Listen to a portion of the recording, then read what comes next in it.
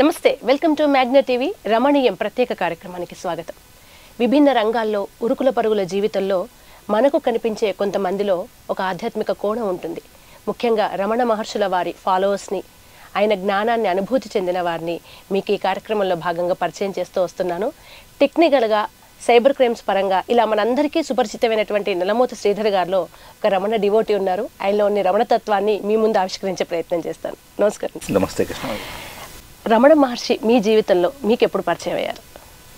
Almost పాసివ్లీ actively వింటూ ఉండటమే తప్పించేసి నేను లాస్ట్ 4 years నుంచి first time 4 years back Arunachalam వెళ్ళటం జరిగింది.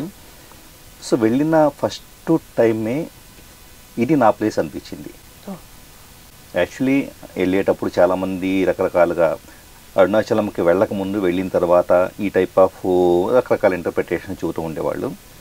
సరే, ఇదంతా కూడా మైండ్లో కొన్ని సందర్భాల్లో వచ్చేటప్పటికి యూట్యూబ్లో 2-3 పాసివ్గా వీడియోస్ అవి చూసేసి అక్కడికి వెళ్ళాక ఇలా చేయాలి ఇలాంటివంతా కూడా చూసిన తర్వాత నాకెందుకో తర్వాత చూడబుద్ధి కాల. ఎందుకంటే I have to experience it. So condition చేయబట్టడం అనేది నాకు ఇష్టం లేదు ఎప్పుడు కూడా. సో క్లీన్ స్లేట్గా అరుణాచలం వెళ్ళి ఉన్నాను. అప్పటికే నేను ధ్యాన సాధన చేస్తుండేవాడిని 2011 నుంచి. సో అరుణాచలంలో రమణ మహర్షి ఆశ్రమంలో ధ్యానం చేస్తే ఒక అద్భుతమైన అనుభూతి అని చెప్పేసి చాలామంది చెబుతుండగా విన్నాను. సరే, అదేంటో నేనే ఎక్స్పీరియన్స్ చేద్దామని చెప్పేసి అన్న పద్ధతిలో వెళ్ళడం జరిగింది. ఖచ్చితంగా కూడా ఒక మనిషి ధ్యాన సాధకుడు, ఒక మనిషి తనను తాను జయించాలంటే అరుణాచలం వెళ్ళటం అనేది చాలా అవసరం. ఎందుకంటే బయట ప్రపంచంలో ఉండి కూడా జయించవచ్చు, కానీ నేను ఒక నెల రోజులు సాధన చేస్తే వచ్చే ఎక్స్పీరియన్స్కి అక్కడ గంట సాధన చేస్తే వచ్చే ఎక్స్పీరియన్స్కి అంత డిఫరెన్స్ ఉంది. అక్కడ వెళ్ళిన తర్వాత రమణ మహర్షి ఆశ్రమంలో అలా కూర్చొని ఉంటే కనుక వాస్తవంగా ఎలక్ట్రోమాగ్నెటిజం వచ్చేటప్పటికి ఎలా ఉంటుందంటే, ఎలక్ట్రోమాగ్నెటిజం నా బాడీలో ఎలాంటి చేంజెస్ వస్తుంది అదంతా సటిల్గా నేను గమనించగలుగుతాను. ఎందుకంటే చాలా కాలం నుంచి సాధనలో ఉన్నాను కాబట్టి. ఎలక్ట్రోమాగ్నెటిజం ఎలా ఉంటుందంటే కృష్ణవేణి గారు, ఒక తలంతా గుంజేస్తున్నట్లు, పట్టేసేస్తున్నట్లుగా ఒక టైప్ ఆఫ్ ఎనర్జీ ఫోర్స్ అంతా కూడా మన చుట్టూ ఉన్నట్లుగా. It's a kind of protection mechanism కావచ్చు, it's a kind of cosmic energy కావచ్చు. కానీ అది తెలియకుండానే ఆ మ్యాగ్నెటిజం అనేది మనం పర్సీవ్ చేయగలుగుతాం. సో ఎంత లో ఎనర్జీతో వెళ్ళిన వాళ్ళైనా కూడా అక్కడికి వెళ్ళంగానే తెలియకుండా, సమయం తెలియకుండా అలా ఉండిపోతారు. ఎందుకంటే ఒకటే, రమణ మహర్షి ఆశ్రమంలో ఉన్న శక్తి అది. అట్ ద సేమ్ టైం అక్కడికి వచ్చే చాలామంది గొప్ప సాధకులు, ఎంత గొప్ప సాధకులు అంటే వాస్తవంగా మన దేశంలో కావచ్చు, విదేశాల నుంచి వచ్చేవాళ్ళు కానీ రోజుల తరబడి అక్కడ ఉదయం నుంచి సాయం దాకా కూర్చొని సాధన చేస్తూ ఉంటారు. తిండి నిద్ర ఇలాంటివి ఏమీ లేకుండా అలాగే కూర్చొని సాధన చేసేవాళ్ళని నేను చూస్తున్నాను. సో ఈ ఎనర్జీ అంతా కూడా గ్రూప్ కాన్షియస్నెస్ అనేది అంతా కూడా ఒక మనిషి తన యొక్క దేహం యొక్క అనురక్తిని కానీ ఇది కానీ మర్చిపోయేసి, సమయాన్ని మర్చిపోయేసి యూనివర్స్లో ట్రాన్సెండెంట్ అయ్యేటప్పుడు, విశ్వంలో కలిసిపోయేటప్పుడు, విశ్వము ఈ మనిషి, ఈ సోల్, మనిషి అంటే కదా దేహం తీసేయండి, ఈ సోల్, ఈ రెండు ఒకటే అని చెప్పేసి స్థితిలోకి వచ్చినప్పుడు ఎనర్జీ ఫోర్స్ అంతా కూడా చాలా స్పైక్ అవుతుంది. యాక్చువల్లీ మీరు ఈ స్పైక్ అనేది మీరు జీవజాతుల్లో, జంతువుల్లోని, వీటన్నిటిలోనూ మీరు చూడలేరు. ఎందుకంటే మనిషి ఆలోచన శక్తికి, అలాగే మనిషి ఇంటర్నల్గా వచ్చేటప్పటికి ఓవరాల్ ఎనర్జీ ప్యాటర్న్కి, ఎనర్జీ స్వీకరించగలిగే శక్తికి, జీవజాతులకు ఎనర్జీ స్వీకరించగలిగే శక్తికి చాలా డిఫరెన్స్ ఉంది. సో మనిషి తన శరీరాన్ని, తన మనస్సును అధిగమించగలిగితే, ఒక్క వ్యక్తిగా అధిగమించగలిగితే, అతని ఇల్లు వచ్చేటప్పటికే మీరే సాధన చేస్తున్నారనుకోండి, మీ ఇంట్లో వచ్చేటప్పటికి సింపుల్గా ఎనర్జీ ప్యాటర్న్స్ బాగా చేంజ్ అవుతాయి. అదే రమణాశ్రమానికి వెళ్ళేసి గ్రూప్ ఆఫ్ పీపుల్, అది కూడా సాధనలో ఎంతో కాలంగా చేస్తూ ఉన్నవాళ్ళు, తమను తాము జయించిన వాళ్ళు అక్కడ కూర్చొని చేస్తూ ఉంటే కనుక ఆ ఎక్స్పీరియన్స్ అసలు వర్ణనాతీతం అండి.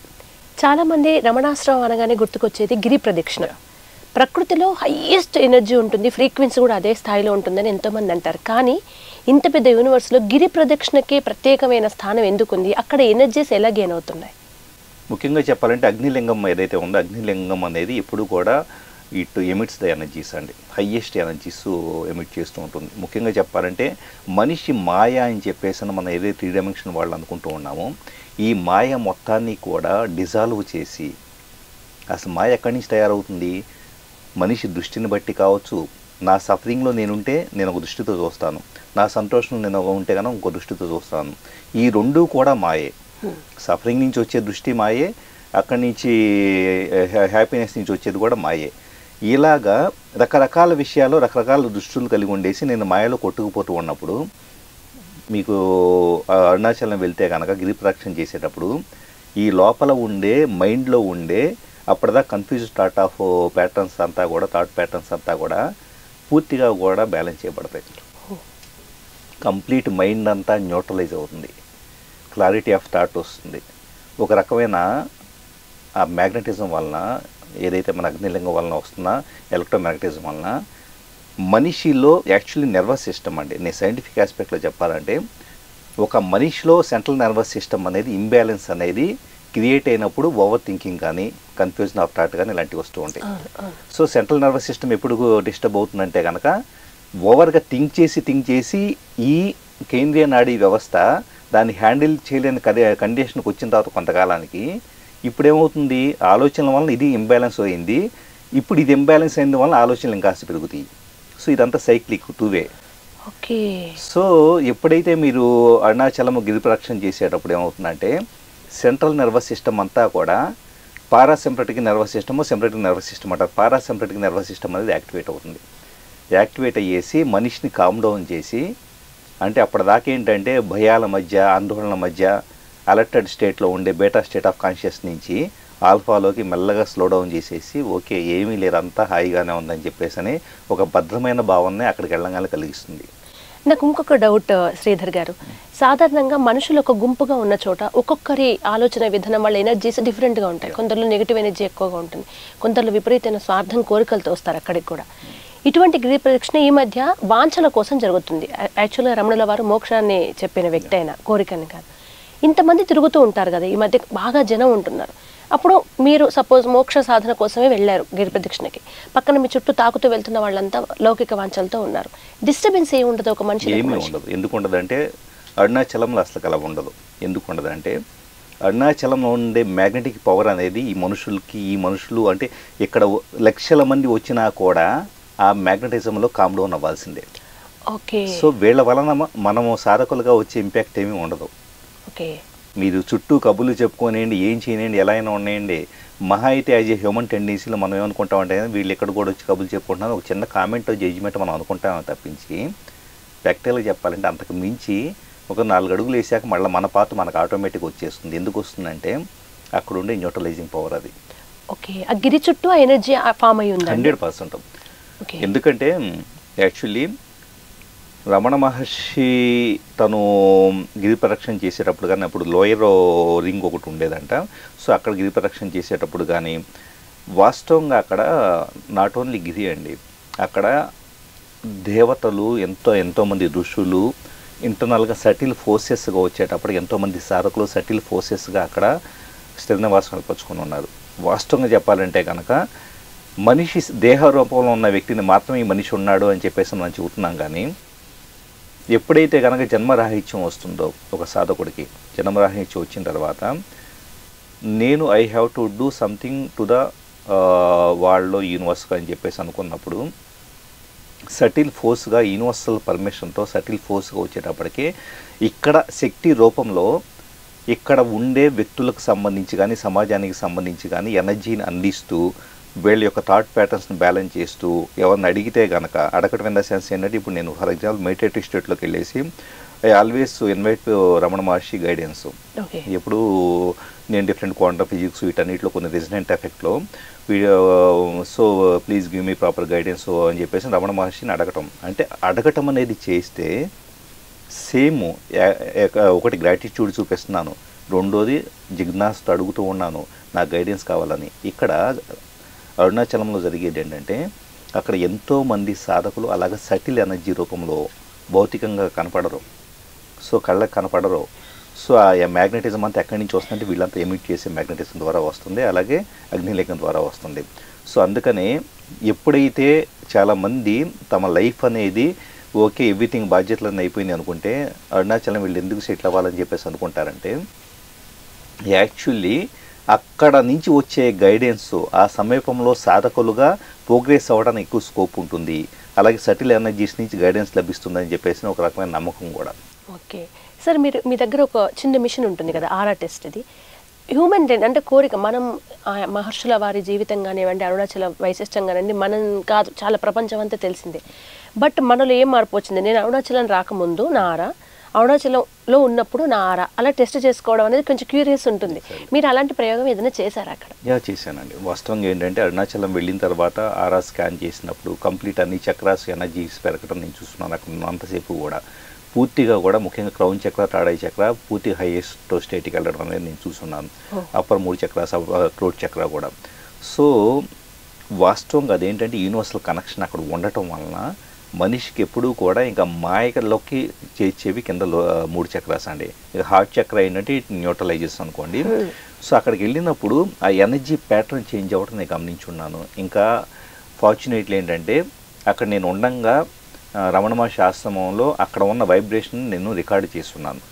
రికార్డు చేసినప్పుడు అదేమవుతుందంటే ఆ వైబ్రేషన్ మొత్తాన్ని క్వాంటమ్ ఎంటాంగిల్మెంట్ అనే టెక్నిక్తో నా ప్రొఫైల్లోకి నేను రికార్డ్ చేశాను అనుకోండి. అప్పుడు ఏమవుతుంది, అక్కడ జస్ట్ ఆ డివైస్ పెట్టేసి అక్కడ ఉండే ఎనర్జీని రికార్డ్ చేస్తే కనుక దాన్ని వైబ్రేట్ అనే బటన్ ప్రెస్ చేసి నా ఎనర్జీ ఫీల్డ్లోకి, నేను అరుణాచలం వెళ్ళకపోయినా కూడా నా ఎనర్జీ ఫీల్డ్లోకి ఆ ఎనర్జీ అనేది వస్తుంది, అక్కడ ఉన్న ఎనర్జీ. ఓకే, ఇప్పుడు మీ దగ్గర అది ఉంది, సేవ్ చేస్తున్నా, కంప్లీట్ సేవ్ చేసి ఉంది. సో ఎప్పుడైనా కానీ లోగా అనిపించినా కూడా నేను దాన్ని వైబ్రేట్ కొట్టుకుంటే నా ఎనర్జీ ఫీల్డ్లోకి, ఏదైతే కనుక శక్తిమయ కోసం అని చెప్పేసి అని అంటూ ఉంటాము, ఎనర్జీ బాడీలోకి అదంతా వస్తుంది. ఎనర్జీ బాడీ కూడా ఇప్పుడు ఇది అందరికీ మనకు కనిపించేది ఇది ఫిజికల్ బాడీ. మన చుట్టూ ఒక ఆరా, ఆ ఎనర్జీ బాడీ కొంతమందికి తక్కువ ఉంటుంది, సాధనలో ఉన్న వాళ్ళకి ఎక్కువ ఉంటుంది అంటారు కదా. మీరు ఆ వైబ్రేషన్ కొట్టడం వల్ల ఎవరి ఎనర్జీస్ ఏ స్థాయిలో ఉన్నా న్యూట్రల్ చేయగలుగుతుందా దాన్ని? ఇప్పుడు నేను నా ప్రొఫైల్లో నేను రికార్డ్ చేసుకున్నాను కాబట్టి అలా. ఇప్పుడు ఉదాహరణకి మీరు వెళ్ళారనుకోండి, ఆ మూమెంట్కి మీ ప్రొఫైల్లోకి అక్కడ ఎనర్జీ రికార్డ్ చేసినా కానీ ఇక నుంచి ఎప్పుడైనా కూడా మీ ఎనర్జీ బాడీలోకి ఆ పర్టికులర్ అరుణాచలం ఎనర్జీని మీరు వైబ్రేట్ చేసుకోవచ్చు. ఓకే, మీరు రమణ మహర్షి గారి ఆశ్రమానికి ఎన్నోసార్లు వెళ్ళాను అని చెప్పారు. మీకు అక్కడ బాగా గుర్తున్న అనుభూతి, స్పెషల్ మూమెంట్ అంటే ఏం చెప్తారు సాధనలో ఉన్నప్పుడు? ఎలక్ట్రోమాగ్నెటిజం అన్నిటికంటే ముఖ్యంగా చెప్పాలంటే ఒక రకమైన అలౌకికమైన అనుభూతి అండి. అసలు ఎక్కడ ఉన్నామో, యాక్చువల్లీ నేను విడిగా కూడా సాధనలో టైము స్పేస్ ఇవన్నీ అధిగమిస్తా, కానీ అక్కడ కొన్నిసార్లు అసలు నేను ఉన్నానా లేదా ఏమి నాకు ఆ స్పృహ తెలియదు. ఆ స్పృహ తెలియని స్థితి అనేది ఒక్కసారి ఐ లాస్ట్ మై సెల్ఫ్ అనే స్థితి అనేది ఒక 3 to 4 minutes పాటు కంటిన్యూస్గా, తర్వాత నేను చూసుకుంటే గబక్కన ఉలికిపడి చూసుకుంటే కనుక ఓకే ఐఎమ్ హీర్ అని చెప్పేసి అని ఇది వచ్చింది. అదొకటే. రెండోది ఏంటంటే అక్కడ సాధకుల నుంచి రెజినేట్ అవుతుందండి చాలామందికి. నేను గమనించింది యాక్చువల్లీ, నేను ఇండియన్స్లో పెద్ద గమనించలేదు కానీ వెస్ట్రన్ సొసైటీ నుంచి ఒక 2-3 సాధకులు నేను వెళ్ళిన ప్రతిసారి గమనిస్తూనే ఉన్నాను. అట్లీస్ట్ ఒక 2-3 నుంచి అయినా కూడా వాళ్ళ నుంచి జస్ట్ మనం ఏం చేస్తామంటే రమణ మహర్షి ఆశ్రమంలో ఇలా ఒక రౌండ్ ఇలా తిరిగి వచ్చేసేస్తాం. వచ్చేటప్పుడు ఆ కిటికీల్లోనే ఎక్కడో కూర్చొని ఉంటారు, లేకపోతే పక్కన ఎక్కడో కూర్చుంటారు. వాళ్ళ దగ్గరికి పాస్ అవుతూ ఉండే కొద్ది ఒక టైప్ ఆఫ్ షాక్ కొట్టిన ఫీలింగ్ అనిపిస్తుంది. అంత ఎనర్జీ, అంత సాధన వాళ్ళది. అట్లాంటివి కాశీలో మనం చూస్తూ ఉంటాం, అటువంటి సాధకుల్ని మళ్ళీ అరుణాచలంలో చూస్తూ ఉంటాం. మీరు అరుణాచలం వెళ్ళినప్పుడు తలలో ఒక రకమైన, అంటే ఇప్పుడు మనం బాగా మెడిటేటివ్ స్టేట్లో ఉన్నప్పుడు ఒక వెయిట్, ఒక ఏదో తెలియని ఒక ఫీలింగ్, కొంతమందికి ఒక వైబ్రేషన్ ఇదంతా ఉంటుంది కదా. ఏ సాధనలో ఉన్న వాళ్ళకి ఎటువంటి అనుభూతి కలుగుతుందండి అక్కడ? ముఖ్యంగా అంటే నిజంగా గమనించగలిగితే కనుక ఈ హెడ్ అంతా హెవీ ఉన్న ఫీలింగ్ అనేది ఆటోమేటిక్గా వచ్చేసేస్తుందండి. అంటే హెడ్ అంతా గుంజేస్తున్న ఫీలింగ్ అనేది, అది ఎలక్ట్రోమాగ్నెటిజం వలన. కొంతమందికి పర్సీవ్ చేయలేదు. అంటే చాలామందికి ఏమవుతుందంటే ఇంకా సాధన లేకపోతే అక్కడ కూర్చున్నా కూడా సటిల్గా చేంజ్ వచ్చి ఉంటుంది, కానీ వాళ్ళు గమనించగలిగేటంత క్లారిటీ లేదు. ఎందుకంటే they are more into the confused thought pattern. So ఎప్పుడైతే ఆలోచన అనే దాన్ని పూర్తిగా పక్కన పెట్టగలుగుతామో, చాలా కాలం పాటు మీరు ఇంతకుముందే సాధన చేసి వచ్చి అరుణాచలంకి వెళ్ళిపోతే కనుక ఈ సాధనలో మీరు ఏం చేస్తున్నారు, మీ సెన్సెస్, మీ జ్ఞానేంద్రియాలంతా కూడా ఎలా పనిచేస్తున్నాయో, ఎంతవరకు పనిచేస్తున్నాయో, ఎక్కడెక్కడ ఏ చిన్న చేంజ్ వస్తుందో సెల్ఫ్ అవేర్నెస్ అనేది మీరు సాధించగలిగి ఉంటారు. ఈ అవేర్నెస్ వచ్చినప్పుడు అక్కడికి వెళ్ళిన వెంటనే మీ సెల్ఫ్ అబ్జర్వేషన్ వచ్చేటప్పుడు చాలా ఈజీగా ప్రస్ఫుటంగా తేడా తెలుస్తుంది. సాధన లేకుండా వెళ్ళామనుకోండి, మీ లోపల ఏం చేంజ్ వచ్చినా కూడా మీ సెన్సెస్ పట్ల అప్పటిదాకా పూర్తి ప్రజ్ఞ లేదు. జస్ట్ ఏదో బతుకుతున్నాం తప్పించేసి అవి ఆటోమేటిక్గా అవే డ్రైవ్ చేస్తున్నాయి తప్పించి వాటిని గమనించి నాలో ఈ మార్పు వచ్చింది అనేటంతా అబ్జర్వేషన్ క్యాపబిలిటీ మనకు లేదు కాబట్టి అక్కడికి వెళ్ళినా కూడా పెద్ద తేడా అనిపించదు. సో సాధకులకి అక్కడ ఉండే ఎక్స్పీరియన్స్ అనేది అల్టిమేట్ అండి. So when you have proper practice ఏది మన ఇంటి దగ్గర ఉన్నప్పుడు ఉంటే కనుక really it's a wonderful experience. ఇంకొంచెం ఈజీగా ఇంకొంచెం త్వరగా మనం గెయిన్ చేయగలుగుతాం అక్కడ ఎనర్జీని అంతా కూడా. తర్వాత రమణుల వారు అంటేనే మౌనం. మాట్లాడి ఒక గొప్ప వక్త జనాన్ని ఆకర్షిస్తారు అనేది మనం వింటాం, కానీ రమణుల వారు మౌనంతో ఆకర్షించారు. మౌనం అంటే చాలా మంది ఏమనుకుంటారంటే మాట్లాడకుండా ఉంటే అయిపోతుంది అని, కానీ మనోవాక్ కర్మల్లో మౌనం ఉండాలనేది ఆయన చెప్పారు కదా. మీరు ఆయనను చూసినందుకు, ఆయనను చదివారు, అరుణాచలం వెళ్ళారు, రమణుల వారి గురించి అవగాహన ఉంది, మీరు ఇంత ప్రయోగం చేస్తున్నారు కదా, నిజంగా మౌనం ఏ స్టేట్ ఆఫ్లో మౌనం ఉండాలి, అలా మౌనంగా ఉండడం వల్ల రిజల్ట్ ఏమవుతుంది, నిజంగా ఒకవేళ మైండో మాటో కంట్రోల్ చేసినప్పుడు వచ్చే మనకు తేడా ఏంటి లైఫ్లో? మౌనం అనేది మీరు అన్నట్లు బయటకు మాట ఆపుకొని ఉండటం అనేది నిజంగా చెప్పాలంటే కనుక అది ఒక రకంగా మనస్సుని అణిచివేయటం కింద లెక్కండి. చాలామంది సరే బయటకి మాట నాపేస్తూ ఉంటారు, దానివల్ల థ్రోట్ చక్ర ఇంబ్యాలెన్స్ వస్తుంది. చాలామంది బయటకు మాట ఆపేయటం కాదు మౌనం అంటే, లోపల అలజడిని ఆపేయటం. మౌనం అంటే భావోద్వేగాలని పూర్తిగా ఆపేయటం అంటే కూడా దాన్ని బలవంతంగా కూడా కాదు. ఎప్పుడైతే సాధన చేస్తూ ఉంటామో ఆ మౌనంలో ఏమవుతుందంటే శూన్యత నుంచి మాత్రమే క్వాంటమ్ ఫీల్డ్ యూనివర్స్ అనేది వ్యక్తమవుతుంది. ఫస్ట్ ఈ విషయం చాలామందికి అర్థం కాదు. మేనిఫెస్టేషన్ శబ్దం, మేనిఫెస్టేషన్ భావోద్వేగం. యాక్చువల్లీ చెప్పాలంటే మేనిఫెస్టేషన్ ఏంటి, నా లోపల ఒక కోపమో సంతోషమో దుఃఖమో ఏదో వ్యక్తపరచాలని చెప్పేసి లోపల నుంచి తన్నుకొస్తుందా, దాన్ని అలాగే అణిచిపెట్టి ఉన్నా లేదా దాన్ని బయట వ్యక్తపరిచినా కూడా అది ఒక ఎనర్జీ ప్యాటర్నే. సో ఎనర్జీ ప్యాటర్న్ అనేది ఏంటి, ఈ ప్యాటర్న్కి ఎక్కడి నుంచి వచ్చింది అంటే అపరిమితమైన విశ్వశక్తి నుంచి ఒక పరిమితమైన దేహంలోకి ఈ పర్టికులర్ ప్యాటర్న్ అనేది ఒక రూపాన్ని సంతరించుకొని దాన్ని వ్యక్తం అవ్వాలని చెప్పేసి ట్రై చేస్తుంది. అపరిమితమైన అసలు మేనిఫెస్ట్ అవ్వని ఒక రూపం సంతరించుకొని స్థితిలో ఉన్నదాన్ని నేను రూపం సంతరించుకోవాల్సిన అవసరం ఏంటి? నేను మాయను సృష్టించుకోవడానికి నేను రూపాన్ని సంతరిస్తున్నాను. సో నేను ఎప్పుడైతే మౌనం దాల్చుతానో, ఎప్పుడైతే కనుక సాధన చేస్తానో, అపరిమితమైన నా ఎనర్జీ నా శరీరంలోకి వచ్చిన తర్వాత కూడా దాన్ని అలాగే విట్నెస్ సాక్షిభూతంగా చూస్తాను తప్పించి దానికి ఒక నా సొంత వెర్షన్ ఆఫ్ మాయలో రూపాన్ని ఇవ్వడానికి నేను ప్రయత్నించను. సో ఆటోమేటిక్గా అవుతుంది. సో నీ యూనివర్స్తో కలిసి ఉన్నట్లు అవుతుంది. ఇప్పుడు చాలామంది జనాలు మాయలు సిద్ధులు వీటిని ఇష్టపడతారు.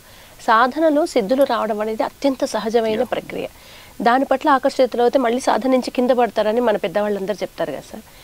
ఒక అవయవం పనిచేయడం మనం క్లోజ్ చేస్తే దాని ఎనర్జీ చాలా పెరుగుతుంది, మనం మళ్ళీ పనిచేసే టైంకే అంటారు. మౌనం మనం మాట్లాడడం మానేసి ఇన్నర్గా కూడా సైలెన్స్ అంటే ఆలోచన అన్నిటి నుంచి సైలెన్స్ అవుతే ఆ మనిషి ఎనర్జీ ఏ రేంజ్కి వెళ్తుంది, అది వాక్శుద్ధి అనేది అప్పుడైనా వచ్చేది. చాలామంది మాట్లాడొద్దు, మీరు మౌనం కూడా సడన్గా మాట్లాడితే పాజిటివ్ మాట్లాడండి, నెగిటివ్ అనకండి అని భయపడుతుంటారు, ఎందుకంటే ఆ వాక్కు ఫలిస్తుందేమో అని భయం. ఈ వాక్శుద్ధి అనేది సైంటిఫిక్గా మీరు ఎట్లా చెప్తారు? యాక్చువల్లీ ఇంతకుముందు నేను అన్నట్లుగా ఎనర్జీ అనేది ఫస్ట్ మీరు అడిగిన క్వశ్చన్కి ఎనర్జీ అనేది మౌనంగా ఉంటే ఎలా పెరుగుతుందని చెప్పేసి చూస్తే, ఇంతకుముందు నేను అన్నట్లు మేనిఫెస్టేషన్ అనేది అపరిమితమైన ఎనర్జీ నాకు కాస్మిక్ ఎనర్జీ కావచ్చు, ఆహార రూపంలో కావచ్చు, ఇలాగ రకరకాల ఫార్మ్స్ ఆఫ్ ఎనర్జీ నా దానిలోకి వస్తుంది. ఈ వచ్చిన దాన్ని యాజ్ ఇట్ ఈజ్గా తీసుకొని ఇలా వదిలేయాలి తప్పించేసి నేనేం చేస్తున్నాను, మాటల రూపంలోనో భావోద్వేగాల రూపంలోనో రకరకాల ఎక్స్ప్రెషన్స్ రూపంలోనో లేదా రాయటం రూపంలో రకరకాలకు నేను మేనిఫెస్ట్ చేస్తూ వెళ్తున్నాను అనుకోండి. ఇప్పుడు ఏమవుతుంది, దీంట్లో ఇప్పుడు మీరు ఉన్నారు, నేను మీతో ఇంత వివరంగా చెప్పగలుగుతున్నాను కాబట్టి ఎనర్జీని నాకు వచ్చిన కాస్మిక్ ఎనర్జీ ఇంటెలిజెన్స్ రూపంలో నాలెడ్జ్ రూపంలో వచ్చిన కాస్మిక్ ఎనర్జీ మొత్తాన్ని నేను ప్రాపర్గా బయటకి చెప్పగలుగుతున్నాననే సంతృప్తి నాకు ఉంటుంది. కాబట్టి I'm getting the energy, I'm relieving the energy. ఎప్పుడైతే నేను ఎనర్జీని పొందుతున్నాను, దీనిని మాటల రూపంలో వ్యక్తం చేయాలని ట్రై చేస్తున్నాను అనుకుందాం. సో ఈ మాటలను అర్థం చేసుకునే వ్యక్తి అక్కడ లేకపోతే, పరిస్థితి అక్కడ లేకపోతే, సో ఆటోమేటిక్గా అవుతుంది I block my energy, down అయిపోతుంది. అంటే నేనేం చేస్తున్నానంటే దీన్ని మొత్తాన్ని వచ్చిన ఎనర్జీ మొత్తాన్ని ఎక్స్ప్రెస్ చేయడానికి ట్రై చేస్తున్నాను. ఎక్స్ప్రెస్ కాదు, వచ్చిందాన్ని సాక్షిభూతంగా చూడు, ఓకే ఇది నీకోసమే వచ్చింది, నువ్వు సాధకుడివి కాబట్టి నీకోసం వచ్చింది, దాన్ని విట్నెస్ చెయ్యి, దాన్ని ఎక్స్ప్రెస్ చేయాల్సిన పరిస్థితి వచ్చినప్పుడు ఎక్స్ప్రెస్ చేయి, అంతే తప్పించేసి నోరు తెరిచి ఎక్స్ప్రెస్ చేయాలి అని చెప్పేసి ప్రతి దగ్గర మాట్లాడుకుంటా వెళ్ళామనుకోండి, ఆటోమేటిక్గా ఏమవుతుందంటే కనుక ఎనర్జీ ఎక్స్ప్రెషన్ అక్కడ రిసీవింగ్ చేసుకునే వాళ్ళు లేకపోతే ఇది బ్లాకేజ్ క్రియేట్ అయిపోయేసి శక్తి రావడం కూడా తగ్గిపోతుంది. ఓకే. సో మన బ్యాంక్లో అకౌంట్ ఉంటే డబ్బులు తీసి వాడుతుంటే ఖాళీ అయినట్టే ఇది కూడా సేమ్ యూనివర్స్ ఎనర్జీ అనేది. దాన్ని ఎంత తక్కువగా యూజ్ చేసుకుంటే అంత బెటర్. మనం ఎంత తక్కువగా వచ్చిన ఎనర్జీ ఎక్కడికి వెళ్ళాలనుకుంటుంది అంటే ఎక్కడ డిజార్వ్ అవుతుంది అక్కడికి వెళ్ళాలనుకుంటుంది. ఓకే. యాక్చువల్లీ చెప్పాలంటే వచ్చిన హైయర్ ఇంటెలిజెన్స్ కావచ్చు ఏదైనా కూడా ఆ ఎనర్జీ ఎక్కడ చేరుకోవాలని ప్రయత్నిస్తుందంటే యూనివర్స్ మనకి ఇచ్చిందంటే అర్థం ఏంటంటే మనకి కరెక్ట్ వ్యక్తికి ఇప్పుడు ఒలింపిక్ జ్యోతి ఉందనుకోండి, ఎవరి చేతి పడితే వాళ్ళకి ఎవరు ఒక ఆ స్థాయి క్రీడాకారుడికి మాత్రమే ఆ జ్యోతి ఇవ్వబడుతుంది, ఒక క్రీడాకారుడి నుంచి ఒక క్రీడాకారుడికి. అలాగా మనకి ఇంటెలిజెన్స్ వచ్చింది పుస్తకాల రూపంలో ఎలా కాదండి, యూనివర్స్ నుంచి automatic understanding of the universe inter connectedness అర్థమైంది అనుకోండి. దీనిని ఎవరికి చెప్పాలి, ఎలా వెళ్ళాలి, ఏ విధంగా ఇచ్చేయాలి అని చెప్పేసి అనేది ఒక కరెక్ట్ రిసీవింగ్ ఇది ఉంటే అది ఆటోమేటిక్గా ఫ్లో అవుతుంది, లేకపోతే బ్లాకేజ్ ఏర్పడుతుంది. సో బ్లాకేజ్ అనేది ఏర్పడకుండా ఉండాలి అంటే ఏంటి అంటే కరెక్ట్గా మన ఓన్ ఇంటెలిజెన్స్ యూనివర్స్ ఇచ్చిన ఇంటెలిజెన్స్తో పాటు మనకు ఆరా పెరుగుతుంది కదా, ఇది తగిన ప్రదేశమా కాదా, సో అప్పుడు మాత్రమే వ్యక్తం చేయటం. సో వ్యక్తీకరణ మీద పెట్టే దృష్టి తగ్గించుకోవాలి మెయిన్ అన్నిటికంటే. ఓకే. ఇప్పుడున్న పరిస్థితులు అండి మన దేశం గర్వించదగ్గ ఎంతోమంది యోగుల్ని, అవధూతల్ని, సన్యాసుల్ని మన భారతదేశం గడ్డ మీద చూసాం. అటువంటి తరుణంలో మొన్న రీసెంట్ కాలం వరకు ఎంతోమందిని ధ్యాన మార్గం వైపు మళ్లించిన వ్యక్తి మహర్షి రమణ మహర్షి వారు. ఆయన అవసరం యూత్కి ఇప్పుడు ఎంత ఉంది? ఇప్పుడు సమాజంలో మీరని నెగిటివ్ ఎనర్జీస్ ఎక్కువగా అయ్యాయి. అసలు ఇదంతా కాదని వేరే దారిలో వెళ్తున్నారు, అనేక చెడు అలవాట్లకు గురవుతున్నారు. ఇప్పుడున్న సమాజానికి రమణుల అవసరం ఎంత ఉంది? రమణ మహర్షి చెప్పిన దాంట్లో నువ్వెవరో సెల్ఫ్ ఎంక్వైరీ అనేది అత్యంత గొప్పదండి. ఆ మాట ఎందుకు చూస్తున్నానంటే ఇప్పుడున్న సమాజం అంతా కూడా నేను అనే పదాన్ని మరింత ఫీడింగ్ చేసుకోవడం కోసం, నాకు అంత డబ్బులు ఉన్నాయి, నాకు మంచి ఉద్యోగం ఉంది, సో నాకు ఎవ్రీథింగ్ అన్నీ కావాలి, నాకు ఇంకాస్త నాలెడ్జ్, ఇంకా చెప్పండి నాలెడ్జ్ కూడా ఇంకా నాలెడ్జ్ కావాలి ఒక తాపత్రయం, ఇంకా ముక్తి కావాలి ఒక తాపత్రయం, ఇలాగా టోటల్ నాకు నాకు అని చెప్పేసి దాన్ని బట్టి వచ్చేటప్పటికి నేను స్పెసిఫిక్గా I'm adding more value towards me. So ఇది ఉన్నంత కాలము మాయకు అమ్ముకుంటుంది. ఎవరితో పోల్చుకోగలుగుతావు నువ్వు, అసలు ఎవరు నువ్వు అని చెప్పేసి అనే ప్రశ్న ఎక్కడైతే ఉందో రమణ మహర్షి చెప్పిన అది ఆ ఫిలాసఫీ ప్రాక్టికల్గా మనిషి సెల్ఫ్ ఎంక్వైరీ స్టార్ట్ చేస్తే కనుక ఎవరి కోసం నువ్వు సంపాదిస్తున్నావు, నా కోసం, సో నువ్వు ఉంటావా, ఉండము, అయిపోయింది అక్కడకు. సరే పిల్లల కోసమా, పిల్లల కోసం సంపాదిస్తున్నావు అంటే వాళ్ళు ఉంటారా, ఎంతకాలం ఉంటారు, తర్వాత నిన్ను గుర్తుపెట్టుకుంటారా, అది వాళ్ళు గుర్తుపెట్టుకోకపోతే నువ్వు ఉంటావా. సో ఇలాగా ప్రతి దాంట్లో ఈ సంతోషం నీదా, సో నాదే అని చెప్పేసి అని అనుకుందాం, ఎంతసేపు ఉంటుంది, దీన్ని అట్టి పెట్టగలుగుతావా, అట్టి పెట్టలేను, నువ్వు అట్టి పెట్టలేనప్పుడు అది నీది ఎలా అవుతుంది. నువ్వనే వాడివి అక్కడ ఏదో తీసి పెట్టుకుని అతికించుకుంటా ట్రై చేస్తున్నావు కదా, అది అక్కడ అతకదు, ఎనర్జీ వచ్చి వెళ్ళిపోతుంది. సో ఇది మనిషి రోజు ఒక 15-20 మినిట్స్ అన్నా కానీ సెల్ఫ్ ఎంక్వైరీ చేసుకుంటే ఈ పరుగులాటలో హ్యాపీనెస్ కోసం వచ్చేటప్పటికే పిచ్చి పట్టిన వాళ్ళలాగా పాపం ఏం జరుగుతుందంటే ఈ క్షణాన్ని మార్చాలనే ప్రయత్నం జరుగుతుంది. ఎందుకు మార్చాలని ట్రై చేస్తున్నారంటే ఈ క్షణం నచ్చట్లా, సో అర్జెంటుగా సడన్గా ఫోన్ చేతిలోకి తీసుకోవాలి, ఫోన్ మాట్లాడాలి, చాట్ చేయాలి, లేకపోతే కనుక బోర్ కొడుతుంది సినిమాకి వెళ్ళాలి లేదా షాపింగ్ మాల్కి వెళ్ళాలి, సో అక్కడే లంచ్ పూర్తి చేసుకోవాలి, సాయంత్రం అక్కడే హ్యాంగ్అవుట్ అయ్యేసి బయటకు రావాలి, సో ఈవినింగ్ వచ్చి అలసిపోయి పడుకోవాలి. సో ఇదంతా చేస్తుందే సరే చేశారు, ఓకే. హ్యాపీనెస్ వస్తుందంటే కనుక లేదు, దేన్నో మార్చడం కోసం అక్కడ కూడా వెళ్ళిన తర్వాత ఈ షాప్లో నచ్చలేదు ఇంకో షాప్లోకి, మరి ఎక్కడ హ్యాపీనెస్ ఉంది అని చెప్పేసారంటే కనుక ఆ హ్యాపీనెస్ ఎక్కడ ఉందో తెలుసుకోవడానికి self enquiry Ramana Maharshi self enquiry పనిచేస్తుంది. హ్యాపీనెస్ 3 డైమెన్షన్ వాళ్ళలో తీసుకొచ్చి పెట్టుకొని అతికించుకునే వీటిల్లో లేదు. అసలు వాస్తవంగా వీటన్నిటిని తీసుకొచ్చి పొజిషన్స్ పట్ల వీటన్నిటి పట్ల కూడా నాకు అవ్వండి ఇవ్వండి అని చెప్పేసి అహంభావాన్ని గురి చేసి, కాన్ఫ్లిక్ట్కి గురి చేసి, మనుషుల మధ్య సంఘర్షణ గురి చేసేసి నీ మనసే నిన్ను మరింత నాశనం చేస్తుంది. సో ఎప్పుడైతే మనసును పక్కన పెడతావో ఆటోమేటిక్గా నువ్వు మనసు కాదు, నువ్వు నీ సోల్ అని చెప్పేసి అన్న విషయానికి ఎప్పుడైతే రిలీజ్ అవుతావో అప్పుడు అన్నిటి పట్ల మమకారం తగ్గి, సంఘర్షణ తగ్గేసి, కాన్ఫ్లిక్ట్ తగ్గేసి ఒక రకమైన మనశ్శాంతి నువ్వు ఎక్కడా పొందలేనంత. యాక్చువల్ చెప్పాలంటే కనుక ప్లెజరు, పెయిన్ ఈ రెండూ కూడా బ్లాక్ అండ్ వైట్ లాంటివి. 2 ఎక్స్ట్రీమ్స్. ఈ రెండిట్లో ఈరోజు హ్యాపీనెస్ ఉందంటే, ఈరోజు ఫర్ ఎగ్జాంపుల్ మీరు నాకు స్నేహితులు అయ్యారనుకోండి, ఈరోజు మీ కంపెనీలో నాకు ఎంత హ్యాపీ కలుగుతుందో, నిజంగా మీ కంపెనీని నేను ఆస్వాదిస్తుంటే, మీ నాలెడ్జ్నో లేకపోతే మీ హిడెనో ఇదో కాకుండా మీ కంపెనీని ఆస్వాదిస్తుంటే, మీరు లేనప్పుడు నాకు అంత దుఃఖం ఏర్పడుతుంది. అవును, మనిషి అటాచ్ అయిపోతే వాళ్ళు లేనప్పుడు మిస్సింగ్ ఫీలింగ్ స్టార్ట్ అయ్యి దుఃఖంలో. సో ప్రతి సంతోషానికి ప్రతి దుఃఖం వెంటాడి ఉంటుంది, ప్రతి దుఃఖానికి మళ్ళీ సంతోషం ఉంటుంది. జీవితాంతం ఈ రెండింటికి మధ్య అటు ఇటు ఓలలాడేలాగా చేస్తుంది ఏదంటే మనసు. ఆ మనసును అధిగమించాలంటే నువ్వెవరు అని చెప్పేసి రమణ మహర్షి స్టార్ట్ చేస్తే, దెన్ వ్యక్తితో సంబంధం లేదు, పొజిషన్స్తో సంబంధం లేదు, ఏడుతో సంబంధం లేకుండా ఏ క్షణమైనా కూడా హార్ట్ చక్ర నుంచి ఎనర్జీ ఉప్పొంగిపోతూ ఉంటుంది. మనం ఎవరు అనుకునే మూలాల్లోకి వెళ్ళగలిగిన రోజు ఈ అహంభావాలు, స్వార్థాలు అన్నీ తొలగిపోయే పరిస్థితి ఏర్పడుతుంది. Thank you so much sir. ఎందుకంటే రమణ మహర్షి వారి జయంతి ఈ కార్యక్రమం మీకు నేను ముందు నుంచి మీతో డిస్కస్ చేస్తూనే ఉన్న ఇటువంటి ఒక ప్రోగ్రామ్, అది ఎంతమంది చూసినా పర్వాలేదు, కానీ మళ్ళీ ఒక్కసారి మన మూలాల్లోకి వెళ్ళి మనిషి ఎవరు, అసలు ఇదంతా ఎంత నిజం, ఏది మాయా అని తెలుసుకుంటే కొద్దిమంది అయినా ఆ మార్గంలోకి మళ్ళీతే బాగుంటుందనే మన సంకల్పం కూడా నెరవేరాలని కోరుకుంటూ రమణుల గురించి ఇంత చక్కగా మాకు తెలియజేసినందుకు ధన్యవాదాలు.